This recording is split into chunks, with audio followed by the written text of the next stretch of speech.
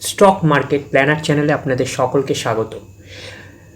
Subscribe করে পাশে থাকা বেল আইকনটা ক্লিক করে অল সিলেক্ট করবেন, তাহলে আপলোডিং ভিডিওগুলোর সাথে সাথে আপনাদের নোটিফিকেশন পেতে সুবিধা হবে। ব্রেকিং নিউজ ইন্স্যুরেন্স সেক্টরদের জন্য আপনারা সঙ্গে থাকুন। গভর্নমেন্ট থেকে একটা নিউজ এসছে, যেটা কিনা তারা ইন্স্যুরেন্স সেক্টরকে ডেভেলপমেন্ট করার জন্য তারা অ্যাগ্রেসিভ ভূমিকা অবলম্বন করছে, অর্থাৎ ইন্স্যুরেন্স সেক্টরকে বুস্ট দেওয়ার জন্য তারা আপ্রাণ চেষ্টা করছে। গভর্নমেন্ট দেখছে যে ইন্স্যুরেন্স সেক্টর অ্যাপ্রক্স 2 বছরের মতন একটা ঠিকঠাকভাবে ভালো পারফরমেন্স করছে না, একটা কনসোলিডেশন ফেজের মধ্যে চলছে, একটা ভালো পারফরমেন্স করছে না বলে গভর্নমেন্ট চাইছে যে ইন্স্যুরেন্স সেক্টরটাকে একটু ভালোভাবে ডেভেলপমেন্ট করা হবে এবং ইন্স্যুরেন্স সেক্টরটা যাতে তাদের পারফরমেন্স ভালো করতে পারে। সেই কারণে কিন্তু ইন্স্যুরেন্স সেক্টরের হেড বডি, যেটাকে রেগুলেটরি বডি যেটাকে বলা হয় আইআরডিএবিআই হচ্ছে ইন্স্যুরেন্স সেক্টরের হেড বডি বা রেগুলেটরি বডি। যেরকম ব্যাঙ্কিং সেক্টরের হেড বডি আরবিআই হয়, সেরকম টাইপের ইন্স্যুরেন্স সেক্টরের হেড বডি বা রেগুলেটরি বডি আইআরডিএআই। এই সংস্থার সাথে গভর্নমেন্টের একটা মিটিং কন্ডাক্ট হয়েছে এবং গভর্নমেন্ট ডিরেক্টলি আইআরডিএআইকে বলছে যে তারা যাতে ইন্স্যুরেন্স কোম্পানিগুলোকে ইনফ্লুয়েন্স যোগায়, যাতে তাদের সেক্টরগুলো যাতে আরও ডেভেলপমেন্ট হয়। সে এই কারণের জন্য কিন্তু এদের মধ্যে একটা মিটিং কন্ডাক্ট হয়েছে রেগুলেটরি ইন্স্যুরেন্স কোম্পানির রেগুলেটরি বডির সাথে গভর্নমেন্ট অফ ইন্ডিয়ার। এবং গভর্নমেন্ট অফ ইন্ডিয়া চাইছে যে ইন্স্যুরেন্স সেক্টরটাকে 2027 সালের মধ্যে একটা ভালো একটা পজিশনস অ্যাচিভ করার জন্য।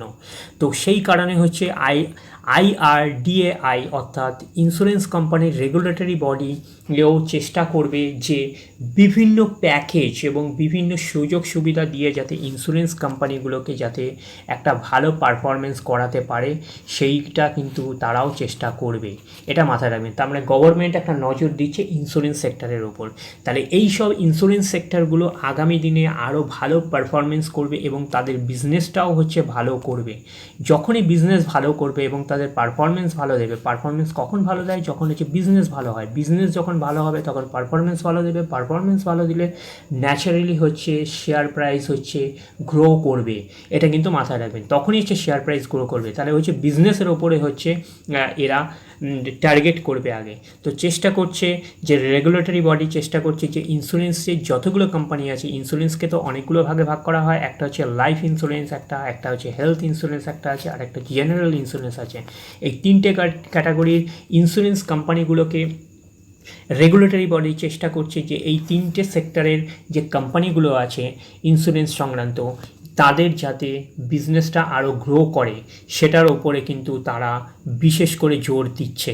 এটা মাথায় রাখবেন যে এর ফলে কোন কোন স্টকগুলো বেনিফিটেড হতে পারে, সেই স্টকগুলোকে নিয়ে আমরা কিন্তু এখন আলোচনা করব।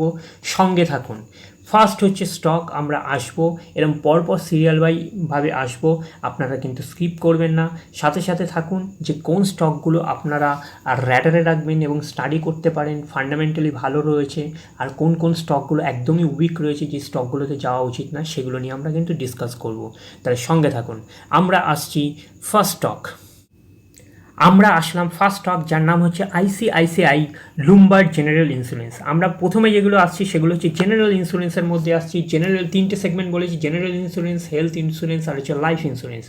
তাহলে জেনারেল ইন্স্যুরেন্সের মধ্যে আপনারা এটা কিন্তু স্টাডি করতে পারেন, আইসিআইসিআই লুমবার্ড জেনারেল ইন্স্যুরেন্স। এটার ম্যাক্সিমাম চার্ট প্যাটার্ন দেখুন, ম্যাক্সিমাম চার্ট প্যাটার্ন দেখছে 70%-এর মতন, যেহেতু স্লো ডাউন চলছে এই সেক্টরটা, সেই কারণে এইটা কিন্তু আপনারা র্যাডারে রাখতে পারেন যে আইসিআইসিআই লুমবার্ড জেনারেল ইন্স্যুরেন্স। এটা জেনারেল ইন্স্যুরেন্স সেগমেন্টে বলছি। আমরা ফার্স্ট যাব, অনেকগুলো ইন্স্যুরেন্স কোম্পানি আসছে। তারপরের কোম্পানি আমরা আসছি। তারপরের কোম্পানি আমরা আসলাম এইচডিএফসি লাইফ ইন্স্যুরেন্স কোম্পানি। এটা হচ্ছে লাইফ ইন্স্যুরেন্সের সেগমেন্টে। তাহলে প্রথমেরটা গেলাম জেনারেল ইন্স্যুরেন্স সেগমেন্টে, এবার আমরা আসলাম লাইফ ইন্স্যুরেন্স সেগমেন্টের মধ্যে যেটা পড়ছে সেটা হচ্ছে এইচডিএফসি লাইফ ইন্স্যুরেন্স কোম্পানি। এটা কিন্তু র্যাডারে রাখবেন, এটা কিন্তু নিফটি 50-র একটা কোম্পানি, এটা কিন্তু মাথায় রাখবেন। ম্যাক্সিমাম চার্ট প্যাটার্ন যদি দেখেন তাহলে ম্যাক্সিমাম চার্ট প্যাটার্ন হচ্ছে 66%, দেখতেই পাচ্ছেন। তার মানে সব সেক্টরগুলোই দেখছেন, ইন্স্যুরেন্স সেক্টরগুলো সেরকম ভালো পারফরমেন্স জানি আপনারা বুঝতেই পারছেন। এই জন্য কিন্তু গভর্নমেন্ট এই সেক্টরটার উপর বিশেষ করে জোর দিচ্ছে, এই ইন্স্যুরেন্স সেক্টরটার উপর।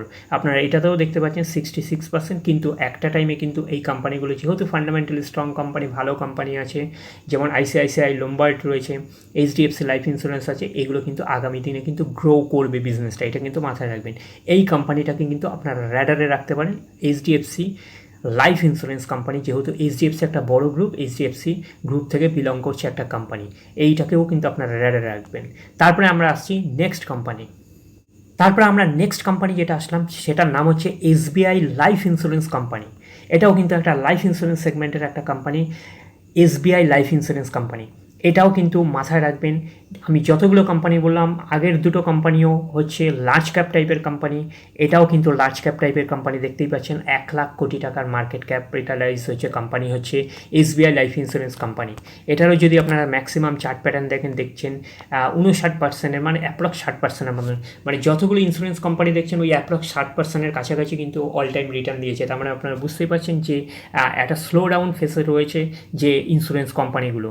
তার মানে এটা কিন্তু ইন্টারনাল ইস্যু নয়, এগুলো হচ্ছে এক্সটার্নাল ইস্যু। তার মানে যতগুলো ইন্স্যুরেন্স আছে সবগুলো কোম্পানিরই কিন্তু একই অবস্থা পারফরমেন্স দিক থেকে। এই কারণে কিন্তু গভর্নমেন্ট এই কোম্পানিগুলোর উপর কোম্পানিগুলোকে বুস্ট দেওয়ার চেষ্টা করছে, এটা কিন্তু মাথায় রাখবেন। এটাও কিন্তু হচ্ছে লার্জ ক্যাপ টাইপের কোম্পানি, 1,00,000 কোটি টাকার ওপরে মার্কেট ক্যাপ কোম্পানি, আগের দুটোও কিন্তু লার্জ ক্যাপ কোম্পানি, এটা কিন্তু মাথায় রাখবেন যে এই কোম্পানিটাকেও কিন্তু আপনারা মাথায় রাখবেন। SBI life insurance company, SBI group থেকে বিলং করছে কোম্পানি, আপনারা বুঝতেই পারছেন যে এই তিনটে কোম্পানি কিন্তু আপনারা র্যাডারে রাখবেন। তারপরে আমরা যাচ্ছি নেক্সট কোম্পানি। আমরা আসলাম নেক্সট কোম্পানি যার নাম হচ্ছে life insurance corporation of India limited. Life insurance corporation of India limited, এটা বেশি দিন হয়নি লিস্টেড হয়েছে। আপনারা জানেন যে এলআইসি সবে লিস্টেড হয়েছে, এদের আইপিও মার্কেটে এসছে। তাহলে এই কোম্পানিটা তো ম্যাক্সিমাম চার্ট প্যাটার্ন আপনারা সেভাবে বুঝতেও পারবেন না, এটা বেশি দিনও হয়নি, আপনারা দেখতেই পাচ্ছেন। এটা হচ্ছে লিস্টেড হয়েছে 20 মে, বেশি দিনও হয়নি, এটা মাথায় রাখবেন। তাহলে এই কোম্পানিটাও কিন্তু আপনারা র্যাডারে রাখবেন। এই কোম্পানিটা জানেন যে প্রফিটেবিলিটি খুবই বেশি আছে, ভালো একটা কোম্পানি এলআইসি। হ্যাঁ, একটাই হচ্ছে প্রবলেমেটিক জোন যেটা বা জায়গা তৈরি করছে, যেটাকে আপনারা বলতে পারেন, সেটা হচ্ছে এটা গভর্নমেন্ট কোম্পানি। এটা মাথায় রাখবেন যে এখনও 94%-এর মতন একটা এদের শেয়ার রয়েছে, এটা মাথায় রাখবেন যে 75% পর্যন্ত শেয়ার রাখতে পারে, তার বেশি না। এরপরে 3 বছর টাইম থাকে, হয়তো ওয়েফএস আসবে, শেয়ার প্রাইসটা হয়তো পরে আরেকটু কমে যেতে পারে, যাই হোক এটা পরের বিষয়বস্তু। এই কোম্পানিটাকে কিন্তু আপনার র্যাডারে রাখতে পারেন, life insurance corporation of India. এই কোম্পানিটাও কিন্তু ফান্ডামেন্টালি একটা স্ট্রং কোম্পানি। এই কোম্পানিগুলো এগুলো কিন্তু লাইফ ইন্স্যুরেন্সের সেগমেন্টের ওপরে কিন্তু আমি কোম্পানিটাকে বললাম, এগুলো কিন্তু মাথায় রাখবেন। তারপরে আমরা আসছি, এটাও কিন্তু লার্জ ক্যাপ টাইপের কোম্পানি, দেখতেই পাচ্ছেন যে 4,00,000 কোটি টাকার উপরে মার্কেট ক্যাপিটালাইজ। এটা হচ্ছে আরও বড় কোম্পানি, একটা পোর্শন সবে হচ্ছে আইপিওর আকারে এসছে, তারপর এখন আরও বড় পোর্শন হয়তো মার্কেটে আসবে ইন ফিউচার। তারপরে আমরা আসছি নেক্সট কোম্পানি। আমরা আসলাম তারপর নেক্সট কোম্পানি যার নাম হচ্ছে ICICI prudential life insurance corporation limited. এটাও একটা এলআইসি সেক্টরে বিলং করছে একটা কোম্পানি, এটাও হচ্ছে আইসিআইসি গ্রুপের একটা কোম্পানি। যে এই কোম্পানিটাকেও র্যাডারে রাখতে পারেন, এটাও হচ্ছে লাইফ ইন্স্যুরেন্সের সেগমেন্টে কাজ করছে। যে এদের যদি ম্যাক্সিমাম 5 বছরের চার্ট প্যাটার্ন দেখেন তাহলে হচ্ছে 5%, মানে 6%-এর মতন অ্যাপ্রক্স রিটার্ন দিয়েছে, আর হচ্ছে অল টাইম দিয়েছে হচ্ছে 64%-এর বেশি, মানে 65%-এর মতন রিটার্ন দিয়েছেন। তার মানে দেখতেই পাচ্ছেন ম্যাক্সিমাম যত ইন্স্যুরেন্স কোম্পানি আছে সবই হচ্ছে 50-60%-এর মধ্যেই হচ্ছে রিটার্ন দিয়েছে। তার মানে আপনারা দেখেই বুঝতে পারছেন যে একটা স্ট্রাগল ফেজে রয়েছে এই কোম্পানিগুলো, ইন্স্যুরেন্স সেক্টর। এটাও কিন্তু একটা লার্জ ক্যাপ কোম্পানি, আপনারা দেখতেই পাচ্ছেন। এটা হচ্ছে 73,000 কোটি টাকার মার্কেট ক্যাপ কোম্পানি। যে এই কোম্পানিটাকেও কিন্তু আপনারা র্যাডারে রাখতে পারেন। তাহলে এই যেই কোম্পানিগুলো পরপর বললাম সেগুলো কিন্তু র্যাডারে রাখবেন। একটা হচ্ছে আইসিআইসিআই লুমবার্ড, সেটা হচ্ছে জেনারেল ইন্স্যুরেন্স সেগমেন্টে কাজ করছে, এটা কিন্তু মাথায় রাখবেন। আইসিআইসিআই লুমবার্ড হচ্ছে জেনারেল ইন্স্যুরেন্স সেগমেন্টে কাজ করছে ওই একটা কোম্পানি, আর বাদবাকি যতগুলো কোম্পানি বললাম যেমন HDFC life insurance, SBI life insurance, তারপরে LIC, ICICI prudential life insurance, এই 4টে কোম্পানি কিন্তু আপনাদের এলআইসি মানে লাইফ ইন্স্যুরেন্স সেগমেন্টে কাজ করছে, একটা জেনারেলে আর বাদবাকি লাইফ ইন্স্যুরেন্স সেগমেন্টে কাজ করে। এই কোম্পানিগুলোকে কিন্তু আপনারা র্যাডারে রাখুন, এই কোম্পানিগুলো কিন্তু ফান্ডামেন্টালি স্ট্রং। সাথে সাথে আপনারা ইনভেস্ট করবেন না, আপনারা Q1 এই রিসেন্টলি এই মাসের মধ্যেই Q1-এর রেজাল্ট পরপর বেরাতে শুরু হয়ে যাচ্ছে।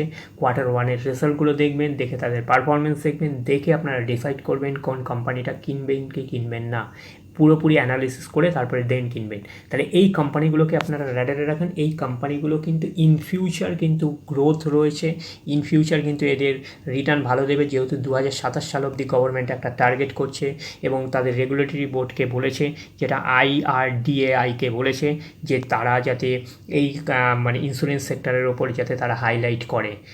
বুঝতে পেরেছেন? এই কোম্পানিগুলোকে ফান্ডামেন্টালি স্ট্রং, এই কোম্পানিগুলোকে আপনারা র্যাডারে রাখুন। এবং কোন কোন কোম্পানিগুলো আপনারা যাবেন না এবং সেটা নিয়েও আমরা আলোচনা করছি। ফার্স্ট যেই কোম্পানি আলোচনা করছি, যেটা নিয়ে যেই কোম্পানি থেকে আপনারা দূরে থাকবেন, সেই কোম্পানির মধ্যে হচ্ছে ফার্স্ট কোম্পানি হলো general insurance corporation of India.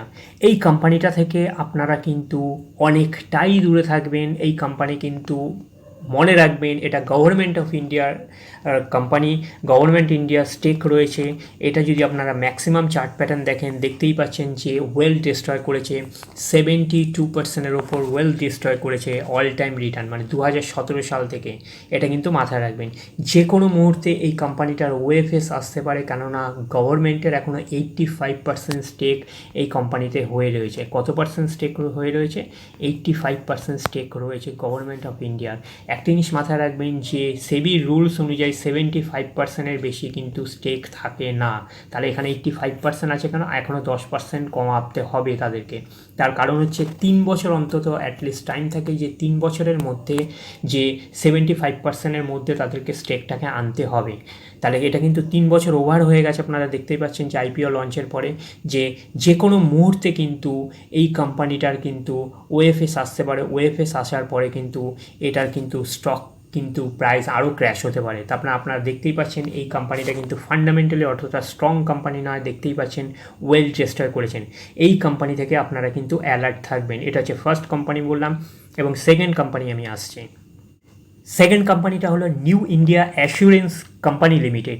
এই কোম্পানিটারও যদি ম্যাক্সিমাম আপনারা চার্ট প্যাটার্ন দেখেন, তাহলে আপনারা বুঝতে পারবেন এটাও 75%-76%-এর মতন ওয়েল ডিস্ট্রয় করেছে। আপনারা দেখতেই পাচ্ছেন এই কোম্পানিটাও কিন্তু ফান্ডামেন্টালি স্ট্রং নয়। এটাও কিন্তু গভর্নমেন্ট অফ ইন্ডিয়ার কোম্পানি। এটাও মাথায় রাখবেন যে এটার ওনার হচ্ছে গভর্নমেন্ট অফ ইন্ডিয়া। এটা একটা সরকারি কোম্পানি। আগের কোম্পানিটার মতন জেনারেল ইন্স্যুরেন্সের মতনও নিউ ইন্ডিয়া অ্যাসুরেন্স কোম্পানি ওই same government of India company. এটা কিন্তু মাথায় রাখবেন যে এদেরও কিন্তু সেই সেম 85%-এর মতন কিন্তু স্টেক রয়েছে এবং এটাকে কিন্তু কমিয়ে 75% করতে হবে। জানেন যে 3 বছরের মধ্যে কিন্তু সেটা করতে হবে সেবির রুল অনুযায়ী, কিন্তু অলরেডি কিন্তু 3 বছর ওভার হয়ে গেছে। আপনারা দেখতেই পাচ্ছেন 2017, 18, 19, 20, 21, 22, 5 বছর।